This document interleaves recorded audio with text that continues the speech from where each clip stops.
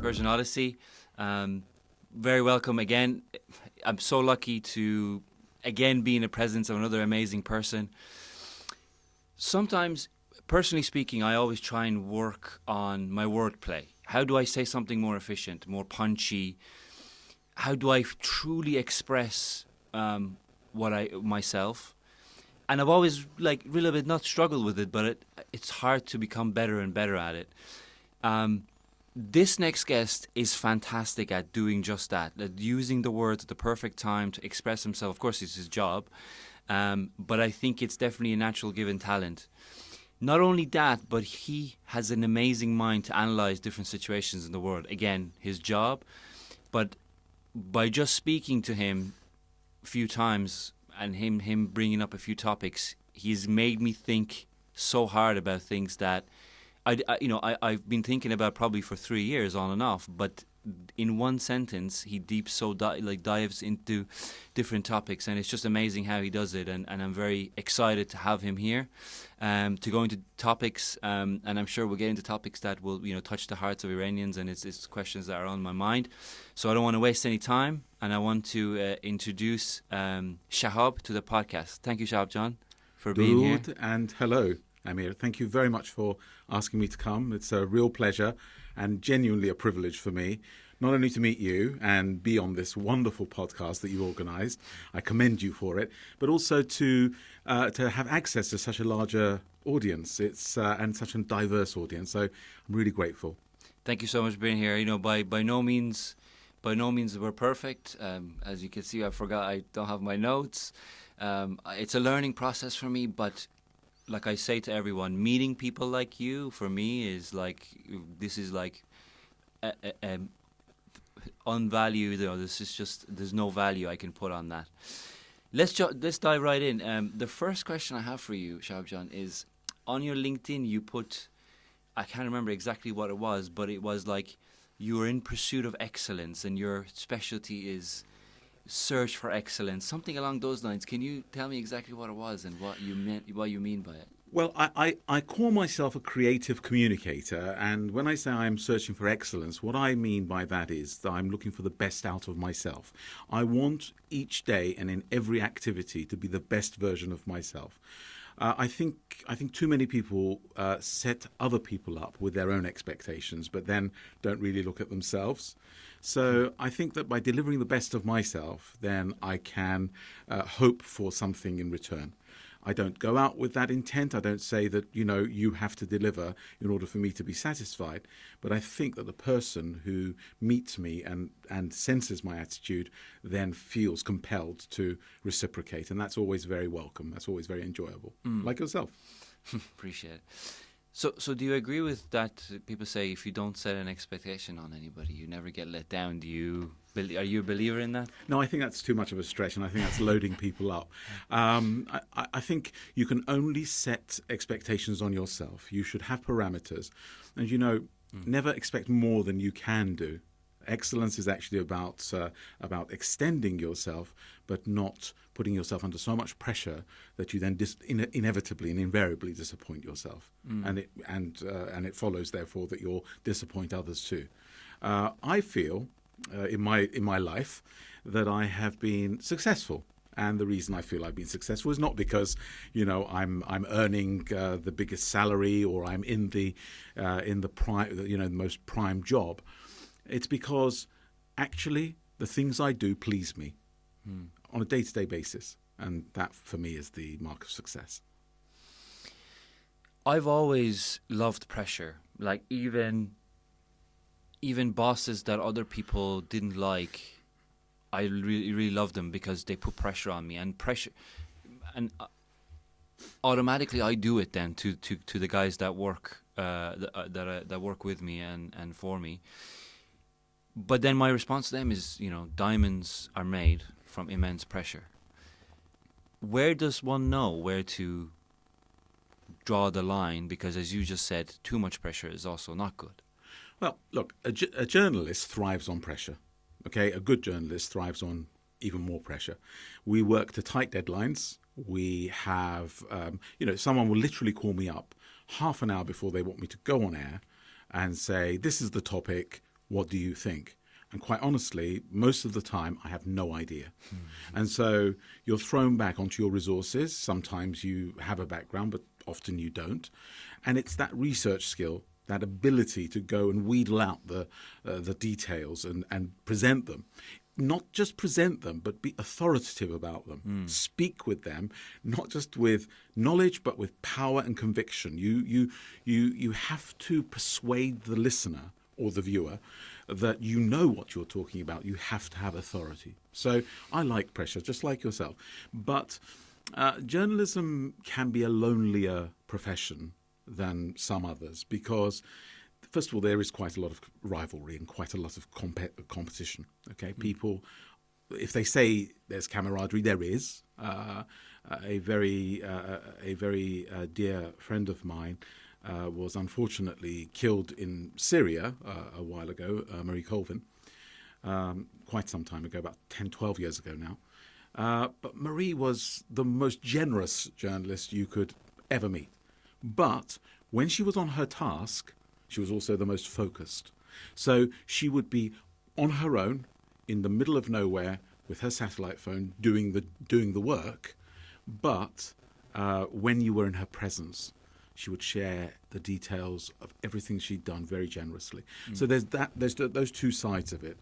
But yeah, pressure is a wonderful thing if it's embraced. You've got to embrace it. You've got to take it on board. You've got to say, oh yeah, okay, now I know what I'm working towards. So half an hour, you've got to be ready. Okay, and then you are. So a part of this job that I have now, part of my I have P&L responsibility. So I go to these guys, owners of the company, and these guys are, they own 10, 20 companies, right? So they want to know things, and they want to know it in the punchiest, in the most direct way, no fluff, right?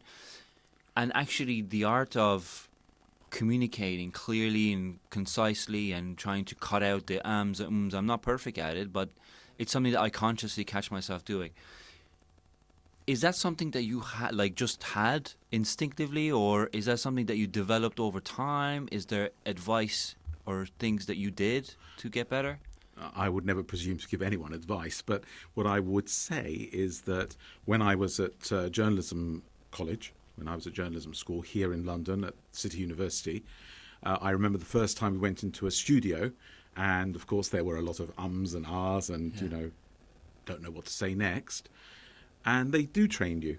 They say, extend the word if you don't know what you're going to be saying next. So, yes, it is something that is consciously driven into you, but at the same time, I think if you're comfortable with people, then inevitably you're going to become comfortable in front of a camera, in front of a microphone.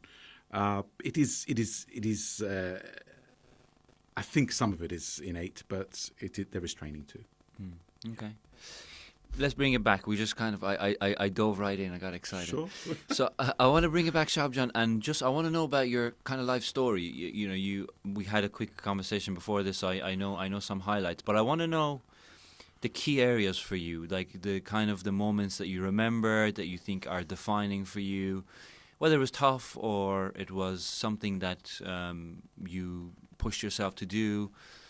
Just give me a kind of brief history, and you said you're successful. I love it. I think actually not enough people say that they're successful, because success is subjective, right? Nobody's perfect, right, but you can be successful in your own right. And I love the fact that you express that. I don't think people do that enough.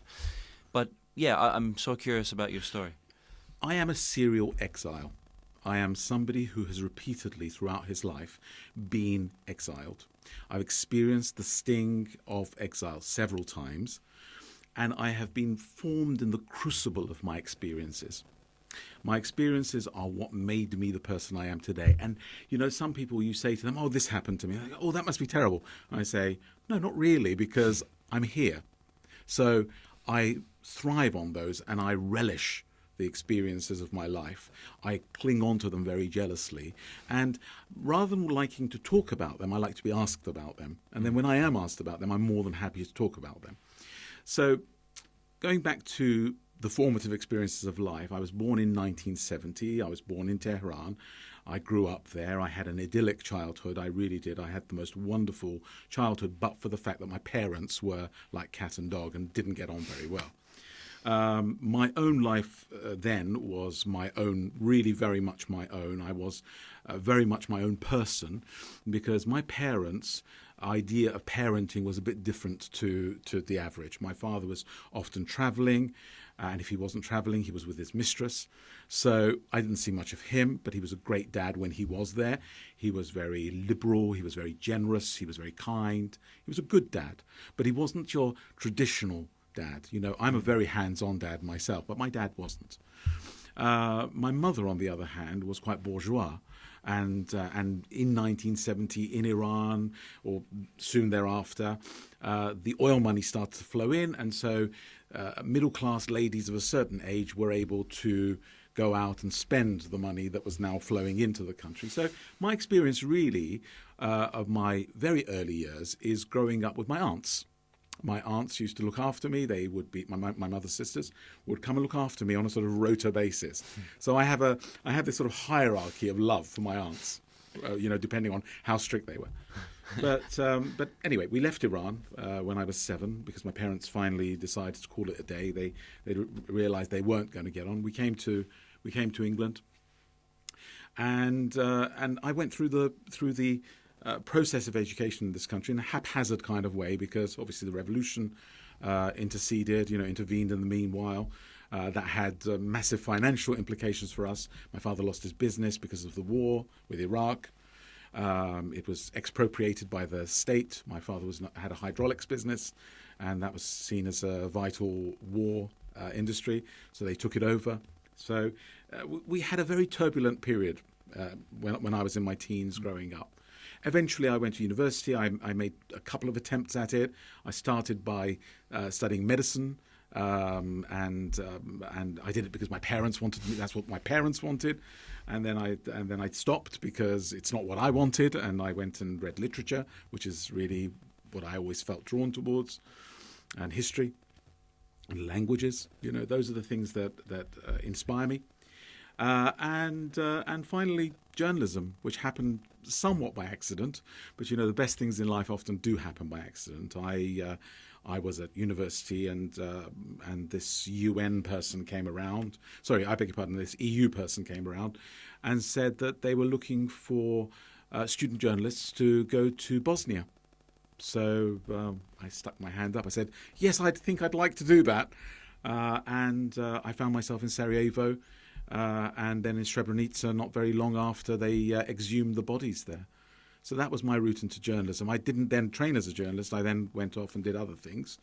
Was that during the war? It was very soon after the war. So it was about 96. So I think the war was just coming to an end. If it hadn't quite ended, but anyway, it was low level by then. Sarajevo, nice. I've been there. What was it like then? Well, broken, really, quite beaten up. Because from Sarajevo, you look across a hill, and then you see the Serb capital. I forget its name. Not Tuzla. But anyway, just across the way there is the Serbs, and this place is not really that big. It's very mountainous and it's very beautiful and very scenic. But Sarajevo, which I had visited before, by the way, I didn't mention this. I visited Sarajevo in 1984 when the Winter Olympics were there. I went with my father. It's one of my few teenage experiences with my dad. I was shocked at how much it had suffered, and it was a place that was suffering. And so I went there and I got a taste for it. I enjoyed it, but I didn't then yet conceive that it would be my career, because really what I was looking at was becoming an academic. That was the path I had planned for myself. And so, what did you report on that trip? We didn't report on anything. What we did, we set up a student journalist community. So we set one up in Sarajevo for Bosnians and Serbs to come together. Ah. And also Croats. So because it's Bosnia and Herzegovina. Yeah. The Herzegovina bit is the Croat bit. So it was for them to come together, and the idea was that through those kinds of shared links, the culture would then evolve of talking, with each other rather than at each other. So that was really the inspiration for that. And I think it's I have a lot of reservations about the European Union. I'm a noted Eurosceptic, but I do, where they did great things, I'm more than happy to say so. And that was one of the great things that the European Union did. Interesting. Okay, so you said that still at that point you weren't fully bought into the journalism. Okay. Right. So what happened was I went off and I like yourself, I left academia because I realized I needed more in terms of sort of economics. I realized I needed to have a better lifestyle. I wasn't really making much money, and it was taking a long time to get anywhere, and I really didn't enjoy academia as I thought I would. My feeling had been this great pedagogic journey where I would inspire young people to read the great literature and what have you. And then I was seeing these youths coming in, and really by that time, in the sort of mid to late 90s, academia in this country had become a factory, and it had become a factory that was designed to churn out graduates. It was a rite of passage. It was a requirement. If you wanted to go into any profession, you had to have an academic degree in your hand. And better still, if you had a master's degree, that would be better still. So I became very disenchanted with it, and I realized I wasn't going to meet that great person that I was going to inspire to be the next, great writer or the next great academic. And in my field, that's very necessary. In literature, as opposed to, say, mathematics or science, where you see some sort of empirical product, in literature, you get feelings and emotions and things like that. And sometimes you get a bit of poetry and a bit of great writing, but it's rarer. And I wasn't seeing that. I was just seeing a lot of young people who were coming along, and then the odd individual who was prepared to do a little bit more, but not much more. And so I thought, okay, I have to look for something else. And I went out into industry. I went out to public relations. I went out to an e-commerce company that was setting up just then. I have a great love. One of my other passions in life is football, as I've discussed with you, although I don't know how you can say you love football when you say you support Manchester United. But anyway, that's another topic. I think the podcast might take an interesting turn if we start that. No, I'm kidding. Listen, I'm in no position. People in glass houses shouldn't be throwing stones. I will declare my allegiance here. I'm a Tottenham Hotspur supporter, and we've lost several games. I don't want to date this too much, but we've lost we've had some ignominious defeats recently, including last night. Anyway, I digress. So, because of my love of football, I went to a company that was specializing in e-commerce, but also creating databases of footballers. And those footballers needed profiles written about them. And so I started writing the profiles for this e-commerce company. And as a part of that, I started to travel around Europe, especially to Italy, because I speak Italian. And I went to Italy, and I met a lot of the managers, a lot of the coaches. I met Capello and a lot of others as well. And I met Baresi and of course I mustn't forget Mancini. And they were very, very generous and kind, and with their time and with their expertise and their thoughts. And I started to realize I enjoy the journalism. Next thing I know, I was headhunted by Gazzetta, and they wanted me. James Richardson, who was the Channel 4 presenter of Football Italia. I was going to be his assistant, and I was going to be his researcher, and I would be out in Italy for 6 months of the year, and it was like heaven. 6 weeks into the assignment, they lost the franchise to Channel 5, which had just set up and which bid very, very aggressively for the contract and got the contract. So 6 weeks after I'd arrived there, I was out of a job, and they gave me a very nice and very generous payoff. And I decided I took the money, And I went to Southeast Asia, which I'd always dreamt of doing. And I spent 7 weeks on various beaches, some of which I can remember, other bits of which are cloudy, some of which doesn't bear repeating. Anyway, I spent about 7 weeks there, and these were the early days of Wi-Fi, and you could just about get a signal from the hotel to your laptop. And I was sitting on a beach with a laptop, and I was going through journalism courses, and I stumbled across one at City University. I applied, and to my astonishment, they invited me for an interview. And the interview was about 2 days later. So I didn't have a ticket. I was in, I think I was in PP. And I got up, got myself to Bangkok, found a flight, and with literally a day left, I got back. And I used the day by going to ITN, knocking on their door. A very great gentleman called Munro Forbes. I don't think he's with us anymore. The campest but kindest man I've ever met. He allowed me to go in and watch them make News at 10, and gave me the scripts. And I turned up at the interview the next day and pretended that I was regular at News at 10 and that I knew the ropes, and it got me in. And I wouldn't say the rest is history. I'm still very much a journalist who's learning day to day. But it helped. It helped a lot, and I got in, and I got the training. And City's a great place. I won't have people say bad things about City University's journalism course. I'd say it's the best in the country. I feel honoured that I was there. What a story! I mean, we both have a love for Southeast Asia as well. I love that part of the world.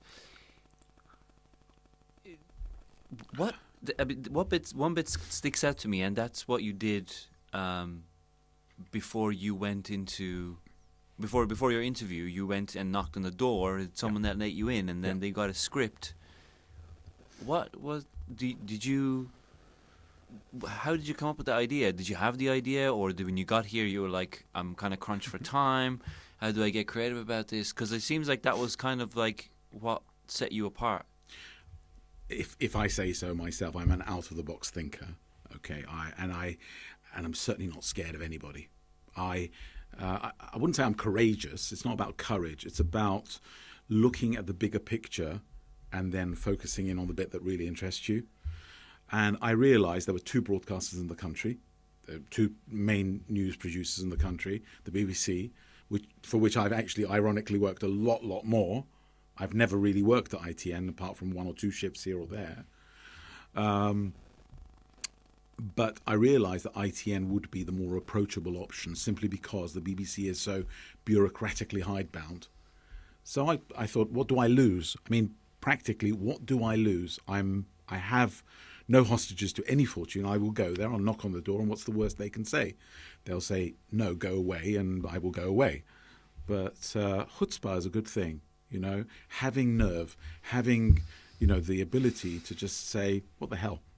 You know? Yeah. And the other thing that I've learnt in my life to do better than I used to is to say no. A lot of people don't have the ability to refuse. Now, they think that if you say no, you disappoint people. If you say no, they won't ask again. Well, it may be that they don't ask again, but actually sometimes when you say yes, you disappoint people far more than if you would say no. Because, for instance, if I don't know about a subject, people will phone up and they're desperate for a guest, okay? And they'll say, will you come and talk about this? And I will say, no. And they'll say, oh, but we need somebody. I say, but the truth is, this is not really my, you know, subject area. This is not something I know anything about. And I know you want a guest, but you don't want me. I promise you. And they go away, and on reflection, they see that the person they got was probably more appetite to their need than I would have been. But, you know, those are the two things. I think you've got to have front. I think you've got to have confidence. I think you've got to say to people, this is what I need, and give them the opportunity to refuse. Mm. And conversely, you've got to refuse when you think it's the right thing to do. Iranians have this tendency, when they're asked something, to give an answer. And this is a great criticism. I mean no insult or disrespect to anybody. But in Tehran, if you ask somebody for directions, invariably they'll give you directions, even if they have not the foggiest idea where something is, they'll tell you. They just want to oblige. Yeah, absolutely. They want to be obliging, but actually, what they do is invariably they put you in more trouble because you're now further away from where you wanted to be. So, That's invaluable advice, because not a lot of people want to do things, proper way, and they want to. I think Iranians do have that. They have, as you say, they have a strong front, and they're not afraid. Like my mom is like, will give everybody hell. Doesn't matter who it is, right? But I think maybe the younger generation just need to keep that in mind, because it's something that we need to keep carrying. What a story! What are your goals for the future? In terms of your career. Okay. Well, parenthood is something that changes the focus of life. Mm. When you're a single man or a single woman, when you're not yet a parent, then the prism through which you look at life and the ambitions and the goals you have are very, very different ones. They're very personal. They're very selfish, inevitably, and it's quite healthy that it should be that way. Because if they're not, well, who are you thinking about? And you cannot love anybody else until you genuinely love yourself and have goals for yourself. Unfortunately, I relate to that, or fortunately. Well, okay. So let me answer your question by going back a little bit again. I do like to reminisce, it seems. I was in Libya. It was late 2011. I believe it was 2000. Yes, late 2011. And my wife called me and said to me, I am pregnant. I left a war zone, and I have never been back to one since. Okay? Mm. I used to go to troubled places, and I wonder if I used to go to them for the adrenaline. I wonder if I went to them because I felt there was something that was urgent and needed to be reported on. I don't know. I've asked myself this question a lot since. But the thing that strikes me as curious is that since my son came into the world, I don't miss those places. Now, what do I aspire to do? I aspire to be creative. I aspire to leave something behind that makes the world slightly at a tangent from where I found it. That's it. I aspire to have a grandchild or a great-grandchild that says my name once, with love. Those may seem like modest goals, but they're not. They're genuinely not. My son is very much the focal point of my life. He really is. I don't tell him often enough how much I love him, but I'm quite a hard taskmaster. I set very high standards. And sometimes that seems tendentious. Sometimes it seems that I'm deliberately just being challenging, and it's really not that, because you see, my father disappeared largely from my life when I was 7 years old. So in a way it's inevitable that a father of such a father, the son of such a father will become a father to a son in a different way. I am very engaged with my child. His doings matter to me, and I want him to achieve absolutely the best of himself that he can with my help. I feel responsible. I feel engaged. I feel I have to participate, because I know how much the lack of my father's participation affected me. So maybe I'm overcompensating, and maybe the poor Sam, because he has a name, poor Sam is suffering for that. Maybe he's paying a price for that, but I make no apology for it either. I'm proud of what I'm doing as a father, because I do it with all the right motives. I'm of course I'm going to fail. Failure is the inevitable consequence of life, because it ends in death, which is the ultimate failure. The organs say no more. I've had enough. So I treat life and my goals as being very realistic ones that you can achieve. Set yourself targets that you love. Set yourself things that thrill you, that make you want to get up in the morning and do them. So, lots of people use workflows, and they have all these sort of, I don't have those things, but what I do have is things that matter to me, and I do them, and I dare say I do them quite well. You have no idea how much I relate to the story. I mean, both getting up and enjoying what you're doing, but also what you said about, how your dad was, or wasn't, should I say, in the picture. So I relate to that more than you know. Do you think you'd be any different if you did have a father that was as involved as you? Yeah, it's a really good question, and one that I have reflected on a lot. You remember I said to you earlier on that I don't disown any of my experiences. For me, my experiences are cherished, all of them, including this one. So one of the things I've done in order to answer that question, in order to satisfy myself, is look at my siblings who did have my dad around, and I see that actually it's not necessarily a good outcome. Okay, I'm not judging my brothers or sisters. All I'm saying is that in some ways their horizons are actually more limited. Maybe in the traditional sense they might be seen as more successful. They're certainly more focused in some ways. They're more career orientated in some ways. But actually I'd say try and have a conversation with them. Try and talk to them about the broader strokes of life. And they haven't experienced those things. And I feel that I got the better deal. I really do. I was exposed to life. I was exposed to danger. I was exposed to so many of those things that a guarded and contained and managed parent or managing parent wouldn't have exposed me to. My mother, just to add to this, left me when I was 15 years old. Okay, so that's another aspect of that. So I've been an adult since I was about 15 years old. That is now 39 years of adulthood. It's a long, long time, and you look back on it and you say, could it have been different? Should it have been different? No, that's absolutely a mistake in my book. That's a mistake. Life is as it is. God says, "I am that I am. I am that I am." So just be and be content. Live the life, and live the life you've been given. Don't believe in fate. Everything is mutable. You can change things, but don't be. What's the word I'm looking for here? It's unlike me to be stuck for a word, but I was going to say, don't be bitter about it. Accept it. Acceptance is a very large part of getting the best out of life. Shahab John, you said you liked history. Yes.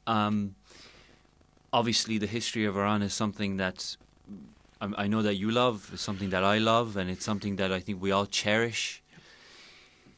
And we hope that someday things will be reflective of the peak of what you might say was closer to how we feel than how the situation is now.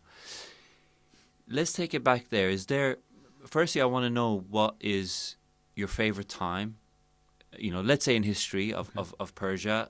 I know, knowing you, I don't think you're going to give like a standard answer, but if you do, it's fine. And in terms of where we are now,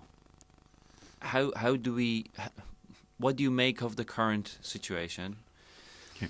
And how can we individually start to, let's say, influence things? Because, we all have power, I think collectively, to steer things in the right direction. And what does the right direction look like? I know this is all a lot of questions at once. No, it's great. Look, my favourite time is always now.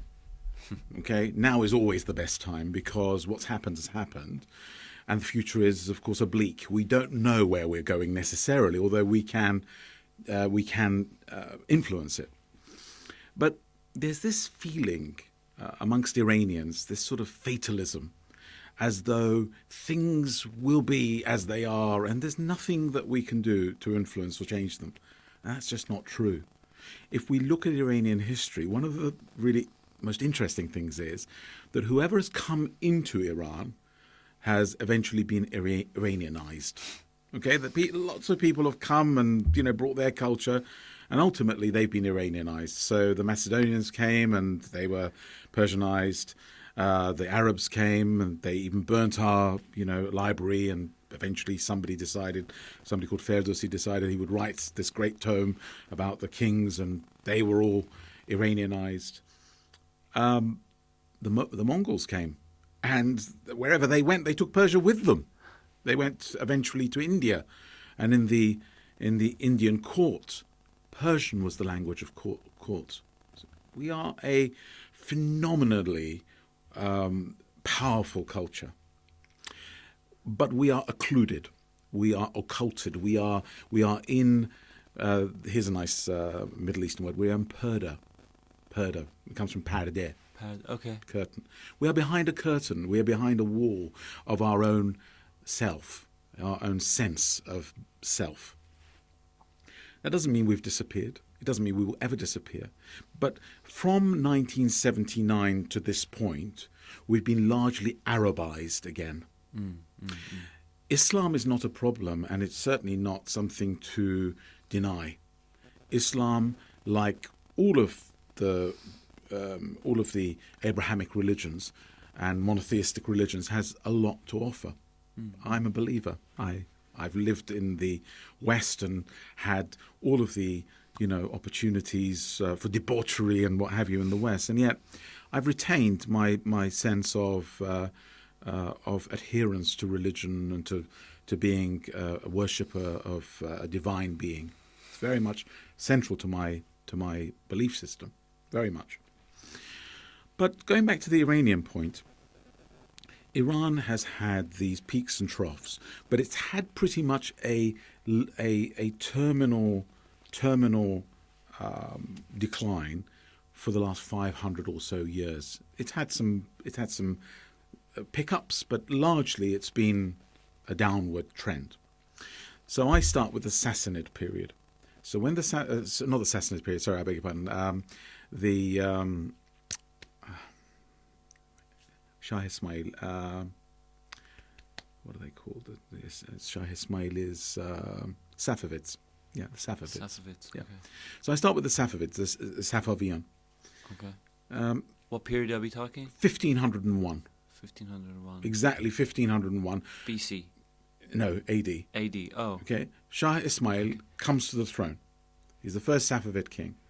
These were herders that had managed to gain power, and they were a Turkic group, and they managed to somehow cobble together a coalition, and eventually they rose and rose, and they became bigger and bigger, and eventually took power. As soon as they became rulers of Iran, the first thing they wanted to do was to pass on the responsibility for exercising power to someone else. Okay. Right, sorry, in midstream. So the Safavians, the first thing that they did was that they shouldered arms. They wanted to give the responsibility of actually exercising the power that they just gained to someone else. What did they do? They went back on a historical mechanism that exists in Iranian culture, in Iranian history, which is the Ahund culture, the sort of priesthood. It's not Islamic. I don't know if you know this or not. But Ahundism is not Islamic. It's Iranian. Okay? And they realized that the only framework in which this could work couldn't be Sunni, because the Sunni tradition completely abhors the idea of any priesthood. So they turned to Shi'ism. Shi'ism is hierarchical. It's all about inheritance. It's all about loss. It's got all the markers, the key markers that work for this kind of structure.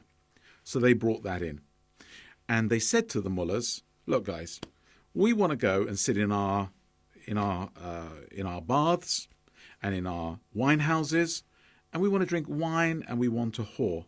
That's what we want to do. We want to be with our women.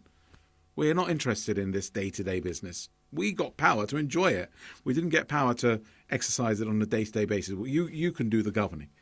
And this is really where the decline, the historical decline of Iran towards where we are today, begins. This idea of transposing power onto another group of people and saying to them, you define it, basically. And what are you going to do? So these clergymen, for a long period of time, did that. And of course, because dynasties change, so there's a point at which their power is cut off, but it reasserts itself constantly. As you go on, so then you get Nadir Shah, and then you get the Zand period. So you've got the Afsharid period, and then you've got the Zand period, and then you've got the Qajars who come along. By the time the Qajars come along, the power of the Shah is a lot less, greatly diminished, and the power of the clergy has really risen. They become very much the power behind the throne. And this idea that you can do anything without the anointment of the priesthood has taken root. So, okay, I'm not going to say so much about Agha Muhammad Khan, who was a real tyrant, but as you go along, by the time you get to, say, Muzaffar-ed-Din Shah, which is towards the end of the Qajar period, they are very, very superstitious. Is my level too low for you? No, it's fine. No? They are very, very superstitious. They start to believe that if they cross the clergy, there's somehow, this is heresy. All of this is what has led us to where we are today. Sorry, so when you started this, you said that there's people behind the current, at the time there was people behind the people with the power, so they were kind of, right. I don't want to say secret society because it's probably the wrong way to say it, but it's kind of like the actual movement is being directed not by the people that are at the front lines, which is probably real in some countries, not real in others. But do you think that's still the case? It's not a conspiracy theory. It's not like they're doing it surreptitiously. No, it's not like that. It's about the way that in which society was ordered. Now, think about it. The key marker for people who exercise power or rule or do a bureaucracy is education and the ability to read and write. Okay, because you need to communicate. So if you have an idea, in order to get the next person to share that idea with you, you've got to have the ability to communicate your ideas across. The very few people in Iran throughout history who could read and write were people who were religious, the religious clerics. They could write. They went to madrasas, which were the few places of education. I mean, I think at the turn of the 20th century, something like around 10, maybe 15% of people were literate in Iran. Now, in 2024, it's just above 70%. Okay? Although official figures are determined to say it's over 90%, it's about 70%. It doesn't matter. What I'm trying to say is that education then was in the hands of very few people. There were many, many monarchs who could not read or write, who were absolutely illiterate. So they needed this Mandarin class, and the only one that really presented itself in Iran for a long time, and even up to today, were the clerics. So they were in a box seat. They were in the prime position to take advantage of it, and they didn't even need to try because the Safavids came along and invited them in. They brought them in, and they said, "Right, we want to enjoy the trappings of power. We want to have our harems, and we want to go and sit in our bathhouses, and we want to drink wine." Okay, and that's what they did. And whilst they were doing that, the clerical establishment was finding its legs and finding its power and becoming very established. Qom became a centre of power during this period, not before. Okay, it was a backwater. Everyone makes fun of Qom for its terrible water. Okay, nobody considered it. It wasn't a considered place, but suddenly it was at the centre of things. And what they did very cleverly was they established themselves in a city which was close enough to Isfahan, which was the Safavid capital, but wasn't Isfahan. So they could do what they needed to do within their own community. Okay, sorry, just to carry on the thing a little bit. Okay, so Shiaism has certain instruments, certain philosophies that are divergent with each other. They're not everything is. It's not monolithic, People seem to think Shia means one thing. It doesn't. It's such a coalition of ideas. But the main ideological position of Shia, the Shia clerics, the Shia clergy, up until 1979 was that you don't interfere in power. That yes, you give the advice to the monarchs, you have power, but you don't exercise it visibly. That was the trick. They always were behind the throne, but they never occupied the throne. Since 1979, they've come to occupy the throne. Both Ayatollah Khomeini and Ayatollah Khamenei are kings in all but name. A leader, what is a leader? A leader is unelected and anointed of God, according to the Constitution of the Islamic Republic of Iran. That is what he is. He is chosen of God. That's exactly what a king says. There's no difference. It's just that instead of a crown on top of their heads, they have a turban. In effect, their word is the law. And if the word is law, that's an absolute monarch. Monarch, single ruler. That's what it means, monarch, the rule of one. And that's what we have in Iran. So it's very much to the temperament and to the taste of Iranians, because Iranians like kings. Iranians culturally are used to kings. It's no different. It's just because they look different. They have beards and, they wear this different clothing. But essentially they're kings. We have not ceased to have a monarchy. We continue to have a monarchy. Well, a monarchy that pretends at republicanism. The Islamic Republic of Iran is neither Islamic nor is it a republic. Okay, it's a dictatorship of a very specific strand, not just of Islam, but a very, very specific strand of Shiism. I was just coming to this. So, before the revolution, the strand of Shiism that was prevalent was called Akhbari. Akhbari means the news. It means waiting for the news. The Akhbaris are waiting for the news of the appearance of the 12th Imam of Shia Islam, the Mahdi. They're waiting for him to reappear. And until such time, they believe that they should have no part, no role in government. It's a messianic vision. It's the same idea that the Messiah will appear one day and set the world to order. All of the evils of politics and everything will be set aside because the Messiah came. It's a very similar messianic vision that was the key fundamental vision of Shiism up until the 1979 revolution. The noted thing about Shiism was its passivity and its pacific nature. Shias were always seen in the Muslim world as the calm ones. They were always seen as the compliant ones. They were always seen as the victims. Since 1979, all you're seeing around the Middle East is the strong voice of the Shia Islam of Iran, right? Okay. So, what are these other ones called? They're called usulis, and these usulis, which means basically fundamentalists. Usulis means on principle, principalists they call themselves. These principalists believe that there is a principle at stake, that Islam has to be spread and that everything else has to pay a price for that to happen. Okay? That's very counter to both the philosophical underpinnings of Shiism, and it's very un-Iranian. Here's a detail for you, right? Did you know that Iran is the second longest... Iran has the second longest history of not having gone to war. I'm not saying Iran hasn't fought wars, declaring war. It has the second longest history in the world of not having done that. It has not declared war on another country since 1836. So almost 200 years. Sweden is the country that has the longest history of not having gone to war. 1836, was that... Turkmenchai. Okay. Okay? So...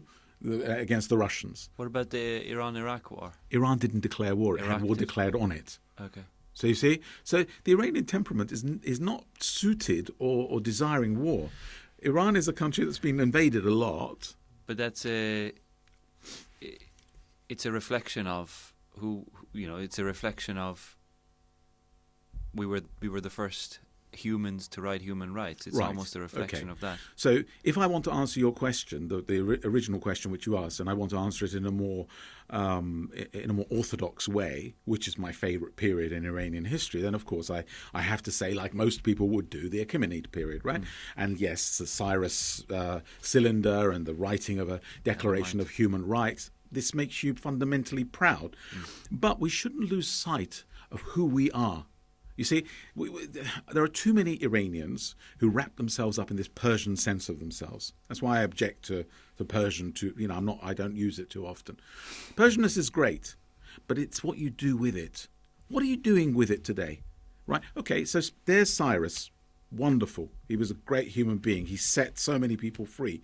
When people came to Pasargad and came to Apadana, what did they do?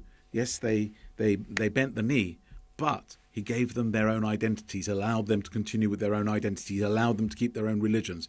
Persia said, as long as you accept that our suzerainty, we are willing to allow you and accept that you are diverse. This is remarkable. 2,500 years ago, multiculturalism. That's what it was. Fundamentally, the Persian Empire was a multicultural empire. 30 different identities, all under the same roof and without war. I mean, there was a long period, almost 200 years, when there wasn't any war. And that's why it thrived. So that's my favourite period, if you ask in that sense. But what I would say is today is the most important moment. What are we going to do? What is our future, right? Okay, so first things first. Do we actually have any shared destiny? All of those people that we are hopefully speaking to, that listen to this, what part of the responsibility, what part of the ownership of Iran do they take for themselves? What are they willing to do? Because you see, the question is always that person over there. It's all about what that person's going to do.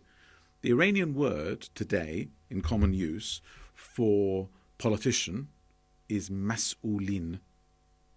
Mas'ulin. That means the responsible.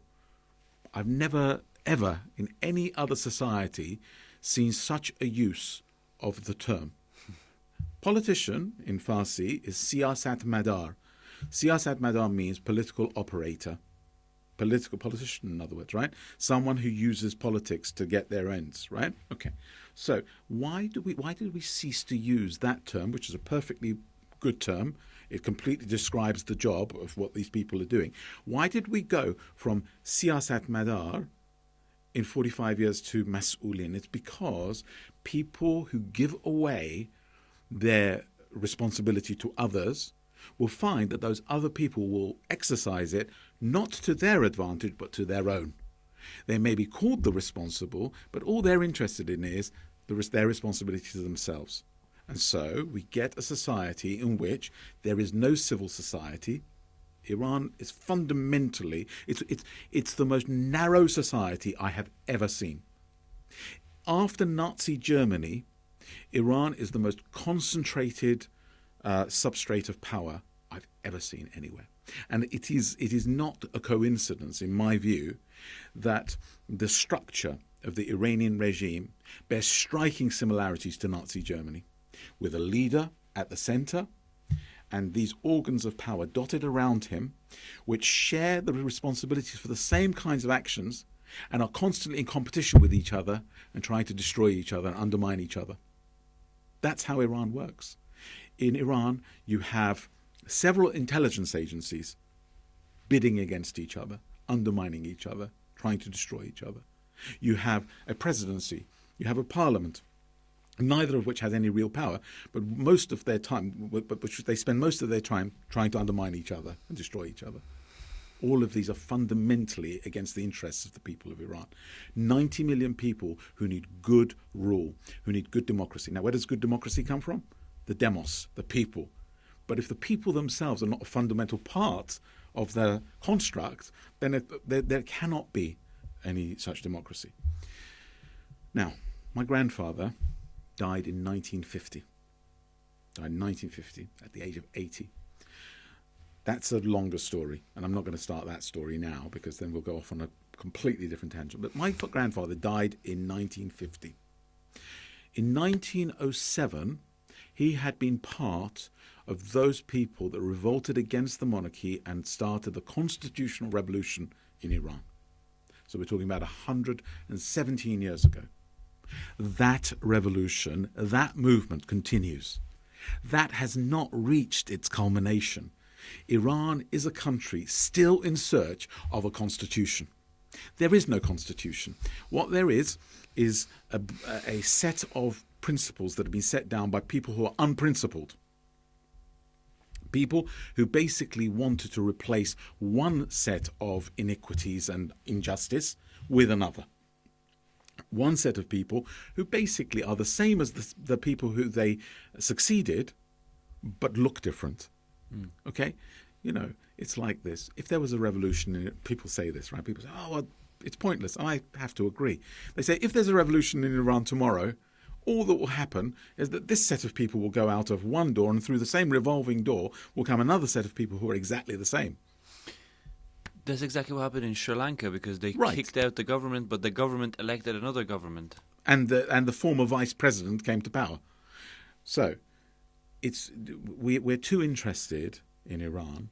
We've been overly fascinated with the appearance of things and not interested enough in the only word I can think of is a Farsi word, barten chisa, the actual fundamental value of things. You know, the essence of the thing, right? The context. Yeah, we don't think about the essence. We don't think what is this actually made of. We just say, oh, look, it looks different, so it must be nice. And we're obsessed with this in Iran.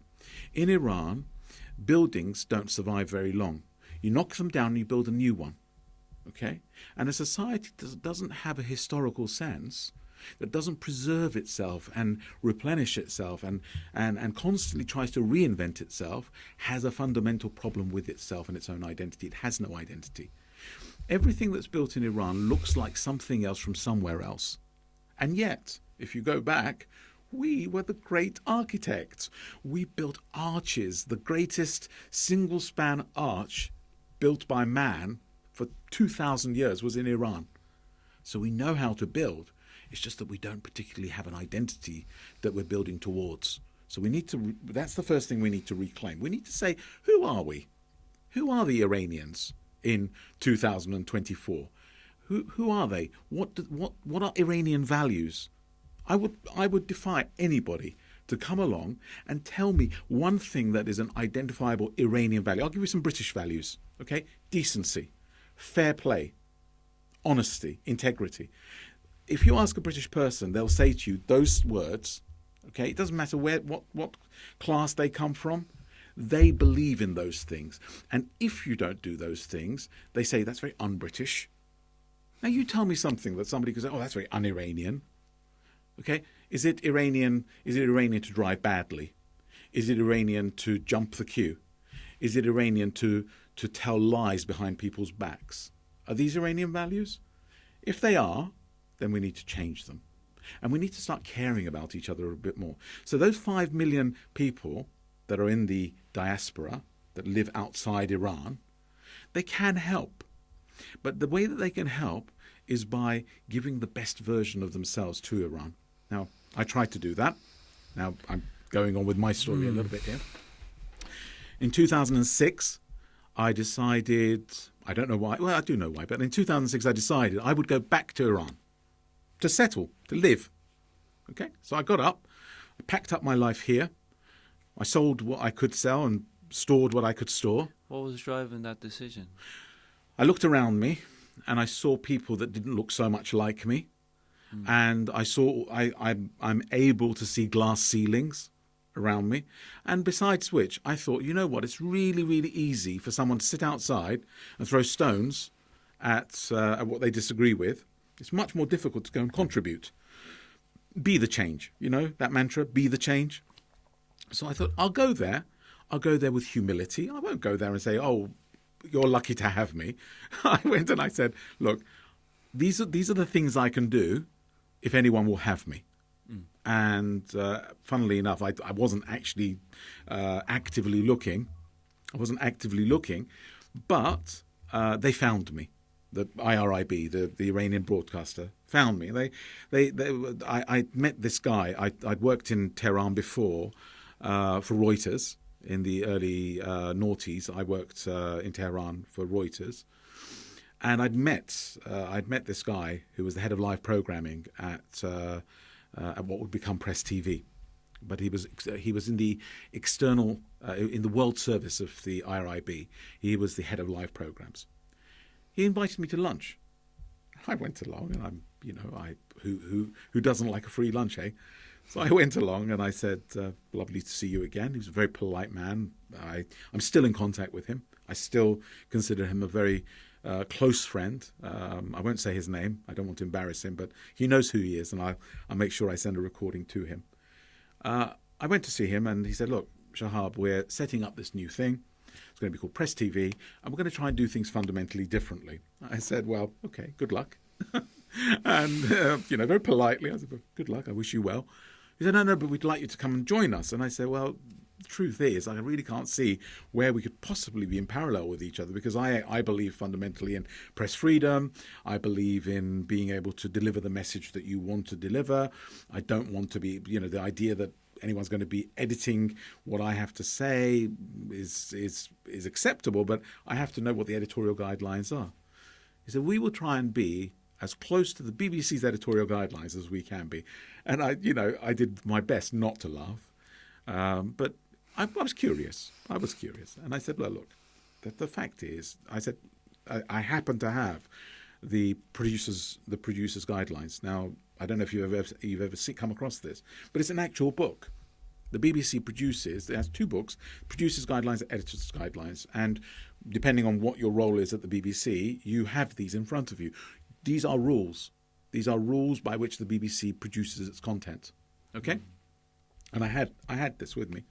I said, "Well, here are the producers' guidelines. I'd like you to take them away, have a read of them. Okay, and if you honestly believe that you can you can give me something to do within that context, then yeah, maybe we can have another conversation." So he went away, and true to his word, about 3 weeks later, he contacted me again. We went to the same place for lunch. He said, "Shahab, I promise you fundamentally that if you come and work with us, we will adhere to these." And I thought, okay, when they don't, I'll stop going.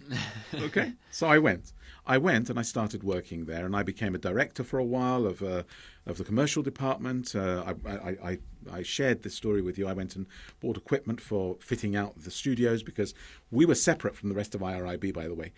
I guess in a way what they wanted to do was to make sure that they quarantined the rest of IRIB from our contagion, because we were all outsiders. We were coming as outsiders with our outside thoughts, our heterodox ideas, okay, our heretical ideas. We were being brought in because the Islamic Republic had decided this was the right moment to have a conversation, a dialogue with the world in a way that was different, divergent from what they had done before. They realized that instead of hectoring the world and telling the world how stupid and bad and evil it was, and death to this and death to that maybe they should have a conversation with the world. So that was the moment at which Press TV was made. And we went along and we bought into that, a lot of us. Some of us were foreign Iranians, some of us were actually foreigners. Okay? Anyway, we started broadcasting, and it went well, I have to admit. For almost 3 years, I broadcast on Press TV. I was one of the frontline presenters of a program called Four Corners. I'm proud of it. I'm deeply proud of Four Corners. I will never apologise for having worked for IRIB. I will never apologise for having produced Four Corners, because not once did I ever lie or mislead anybody or say something that I felt was partial. Yes, I think it was in the interests of the Islamic Republic to have such a program, but its interests were served by the fact that we were doing something and speaking to the world in a way that was different. So they were getting kudos for it. They were getting credit, but they deserved it, because for the first time they were trying to talk to the world in a way that the world could listen to. It wasn't shrill. It wasn't dictatorial. They weren't saying, "You must believe this." And on the other hand, the other thing that we were doing there, which was great and I'm really proud of, is that we represented underrepresented people. So, for instance, We broke a story about Nigerian children being given free cigarettes by a large American tobacco company. Free cigarettes at the door of the schools. They would stand there and they would give them samples to get them hooked. Okay, we broke a story about Central American children having drugs tested on them. Okay, stuff like that. So we were doing things that mattered, and as a journalist, that for me is the marker. So we were doing that, and for 3 years it went well. Then we got to the 2009 elections when Mr. Ahmadinejad wanted to be re-elected, and suddenly the window closed. I mean, it was remarkable. I've never seen a place change so dramatically from being a place remarkably in Iran of such freedom, to a place that was so censured and so closed off. So what happened? I left. No, sorry. What happened that?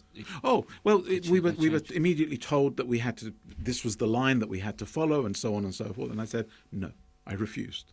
I said, because as I said to you, when I entered, I said, as long as you keep to these, I'm okay with that. And as long as I have final edit on my programs, as long as I write the scripts, and I am the editor of the program, which I was the presenter, but I was also the editor of the program. It was my program. People worked to me, and that was fine. But they said, nope, you're not the editor anymore, and you're going to be saying this. And I said, you think so? No.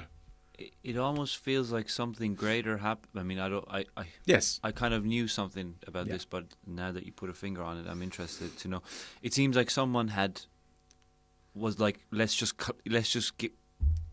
regain the control that it seems like we are losing. It seems like someone. Well, I mean, look, made that call. You've got to appreciate that in Iran, they are well ahead of the curve in terms of knowing what's going on in society. Right, the intelligence agencies, the internal intelligence agencies and security services in Iran are very powerful. They have a good handle on what's going on. Right, they realised that as the Green movement, which was at that time, which was the supporters of Mossavat, who was the candidate of the opposition, they realised that there was a wave coming that was sympathetic to him, and suddenly we went from being quite an open society where we were to being really, really closed off.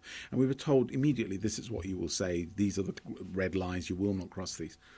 And I had gone from being the first person on Iranian television to say the word Jerusalem, okay, instead of and saying Israel instead of the Zionist occupying entity. I was the first person on Iranian television to say the word shalom. Okay, for which I was censured for 7 days. I was banned for 7 days for saying shalom on Iranian TV. You didn't just say it for fun, did you? No, I didn't say it. No, I didn't. Listen. We went and we lobbied. We lobbied really, really hard. Okay, because that's how things happen in Iranian bureaucracies. We went and lobbied really, really hard to have guests from inside Israel on our program. We said, if we want to talk about these issues, there's no point talking at people. We've got to talk with people. And they said, okay. Eventually, the compromise that we reached was this. We could not have a serving Israeli minister, but we could have former ministers. We had Shimon Peres on the program. Okay, we talked to real people. We talked to people that mattered. Now, that doesn't mean we agreed with what they said, but it's not the job of a journalist to agree or to disagree. It's the job of the journalist to elicit information from the person they're interviewing.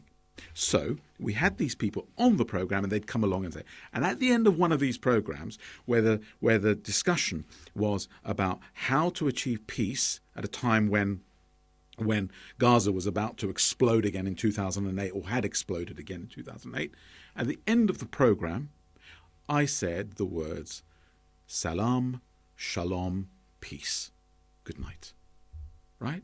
I had a guest from Jerusalem, I had one from Gaza, and I had one in Tehran. And the audience were English speaking. I wanted to say to them that the purpose of this dialogue has surely to be to reach some understanding. And that's the way I wanted to communicate it. That was contentious, but we did that. That was the environment we were creating. And suddenly they realized that they had let the lunatics run the asylum, and they closed us down, basically, right? Okay? And they told us we would work in this way or that way. And I said, no, I'm sorry, I'm not going to do that. I'm leaving. I remember it was in May, late May of 2009. It was Ramadan. I remember quite clearly. I told you I'm an adherent. I'm an I wouldn't say I'm an observant Muslim per se, but I'm an observant believer, and I do fast. Okay. And we were fasting, and I remember I bought the iftari. I bought the food to break the fast with for the whole team that evening. You know, we each night somebody offered, and it was my turn. And as we broke the fast, I told my boss, I said, I'm leaving. He said, come on, you're joking, you're joshing. I said, no, really, I'm leaving. I said, we've reached an impasse now. You're wanting me to go to a different department. I'm not going to be working there, and that's final. And I said, you know something, I've been working here for 3 years without a contract. Honestly, I worked purely on trust. Purely on trust. There was no contract written that guaranteed me my salary. Nothing. I did it because I thought it was a good thing to do. And I said, now, at this point, I want a written contract. I want this amount of money. You've underpaid me for 3 years, and I didn't mind, but now I do mind. And I want the terms and conditions under which I operate to be written down, so I have recourse in law. So nobody can turn around and say to me that you're an apologist for this or that or the other. Okay, so that when I leave, I can leave. And they said, no, we won't give you a written contract. I said, okay, that's fine. Your prerogative. I leave. And they thought I was bluffing, and I wasn't. I left. 12 days later, I was in Evin prison. That's my story. I was in Evin prison. They wouldn't, and I told them that I had worked at Press TV, that I'd worked for IRIB, and the note came back eventually from the head guy, not my boss, but the managing director of the station, who went on actually to become the managing director of all of IRIB before he was disgraced and dumped out. But that's again another story. The note came back from him. We do not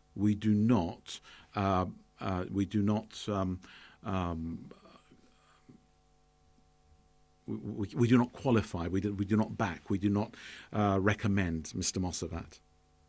Okay, in Reading, we will not back him. We do not accept him as and so the gentleman who was interrogating me said, it's curious, isn't it, that you work there for 3 years and yet they won't qualify you, they won't back you. I said, well, that's a question for them rather than for me. I said, I worked with integrity for 3 years, and I think that should entitle me to some sort of backing, some sort of support. But they didn't. So they left me there, and then after about 2 weeks of being entertained, let's say, by the gentleman at Evin, I was allowed to go on a surety, on a bail, $50,000, which was pretty much everything to my name at that time. But it was a price well worth paying, I felt. I came out. I stayed for a bit. And, I mean, listen, Iran is a place of great ironies. I could not believe that the day after I came out of Evin, I was summoned to Press TV and told that I would resume my duties there by the same gentleman who had refused to give me his backing, to support me. And then I realized basically that was a fait accompli. I was being told that if I didn't go back, then there would be problems. So I decided then that the time had come for me to leave. I left, and that's why I said I am a serial exile. I'm a person that wants his country. I love Iran. I genuinely, passionately love Iran. Iran is in every fiber of my being. Okay, it resonates within me. I feel the historical connection. And yet, those that don't own the country, and those of us who do, are told not to be there. Are told we don't belong. I remember going along one day when I received my first pay slip, and I noticed that on the pay slip where tax and insurance were mentioned, there was nothing. I just got the full amount and no deductions. So I was curious. I went to the pay office and I said, look, I think I might have made a mistake here. I've got this and I've not paid any tax and there's no insurance. I said, he said, oh, go away, don't worry about it. It's not a big deal. Don't trouble yourself about it. I said, why so? I said, well, you're a foreigner. You're a foreigner. I said, okay, that's a view. But it might be that one day I'll want to retire in this country. And I know that insurance goes towards my retirement. I know it's not a lot, but it might be all I can depend on when I retire. So I'd like to pay it. He said, oh, but it's so much. It's a lot. And I said, well, just humour me. Tell me what it is, and then I can maybe think about it. And if it is a lot, then I'll thank you for it and I'll go on my way. He said, it's 5%. Now, this is about the mindset. Now, when you get no services, when you receive nothing, so when taxation comes without any representation, when you pay taxes but you don't feel any connection to the person taking the tax from you, when you don't actually have any role in electing that person, then you feel that any amount is too much. Okay? But I am a person that is lawfully minded. I believe in law. I can't help it. I grew up here. Mm-hmm. So I said, I tell you what, no, I understand it's an imposition, right? But it's the law.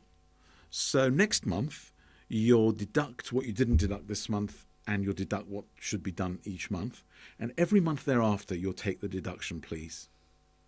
So I turned around to walk out, and it was one of those offices that has this sort of glass, mirrored glass all around it. And out of the corner of my eye, I saw the younger guy who I'd been talking to say to his boss, I think he's a bit crazy. You see, that's why civil society doesn't exist in Iran. It's because people don't fundamentally belong to anything. They don't have a sense of belonging to anything. They don't feel that there is anything called Iran. There's a bunch of people who have power, and there's a lot of people who don't have power. And those who don't have power feel no sense of obligation towards those that do, and conversely, those that have power do nothing for those that don't. That has to change. And that changes when people say, do you know what? That old woman that lives on that corner, who needs her shopping picked up for her, I don't know who she is, but I'm going to do that. It's small, but it's that kind of detail that changes things.